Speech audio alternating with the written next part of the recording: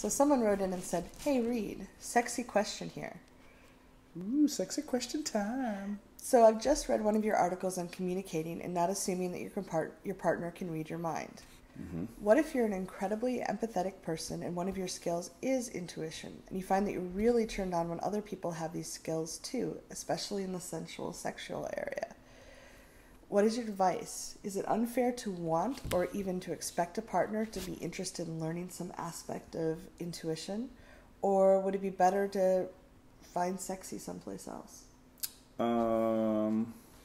This is Reid Mahalka from readaboutsex.com. This is Cathy Vituli from theintimacydojo.com. We love it when you send us these questions, Yes. these kinds of questions.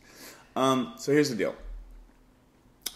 As somebody who's very much a skeptic, lived in New York for 20 years, I like my peer-reviewed, double-blind, tested research, but also somebody who considers themselves a mystic, in that I've had experiences that, to my knowledge and research, we do not have science for. Yeah.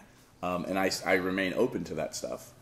And that creates a kind of fun magic and adventure to life, in the same way that understanding science creates fun magic and adventure.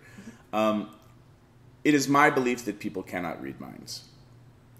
If you want to hang out with a bunch of magicians and talk about, mind reading techniques and whatnot, there's a lot of science to how we as human beings, how our perceptions, for the most part, in adults, because most magic tricks actually don't work on children of a certain age, because they don't have the same assumptions that we do as adults.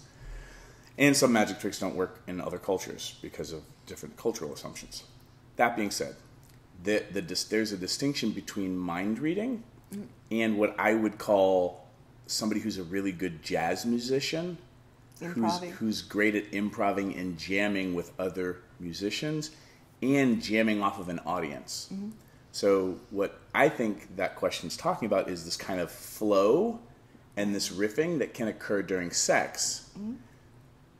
That, while that is a really awesome skill to have, it is more important to date, hang out with, marry, surround yourself with people who can find their voice and their words and are self-aware enough to tell you what they need. Because then you know you're on the right track anyway. Well, those people make life easier.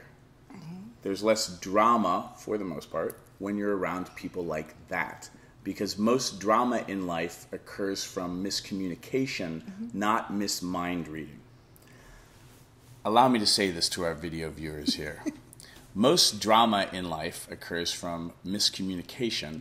Most drama, like if you're in a war zone, there's a whole other thing that's happening there, right? Or somebody gets cancer or something. Yeah. That's not miscommunication. Most drama occurs from miscommunication, not from mismind reading. If you would like a life filled with less drama, which usually gives people more happiness, if you would like a life filled with more happiness and less drama, hang out with people who are better at finding their words and self-aware enough to communicate what's going on for them. Once that's your baseline, then geek out with everybody so that they're really good at riffing with you as musicians in life. Empathy and the ability to track nuanced changes in people and also understand people's bodies and understand your own body and kind of riff and play with those bodies around pleasure, that's a skill set that can be learned.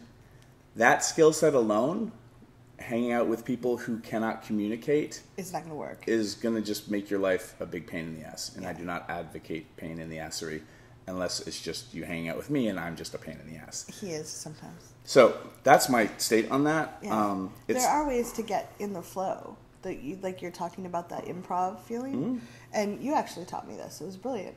Is find someone who communicates well, and then invite them to enjoy to please their own body with you, and that really got, because I was always in my head thinking, what should I do next? And you were like, well, just see if you can please your own hand, as opposed to trying to think about what would please the other person. And that let me drop into the flow and be more aware of the feedback from my partner. Yeah. And just, I'll keep going with the music analogy. Really great jazz musicians who can jam still talk to each other. there's a thing called rehearsal. They talk about how they're going to do things. They interrupt each other on stage and communicate. They're not just they're not reading each other's minds. That's a flow state. This is just my opinion as a skeptic and a mystic. So I don't even know if I answered the question at this point, but I believe I've stated my principles. We'd love to know what you think. Does this match what you're looking for? Do you want someone who can read your mind and know what you want before you know? Or is it okay to be able to learn what you want yourself and have the skills developed and the muscles developed to say, hey, this is what I want now? And if you really are a mind reader,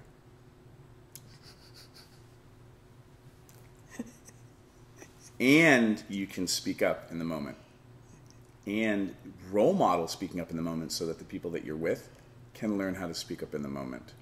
What do you think about that? Thanks very much. Thanks for your questions. Subscribe. Leave a comment. Read my mind.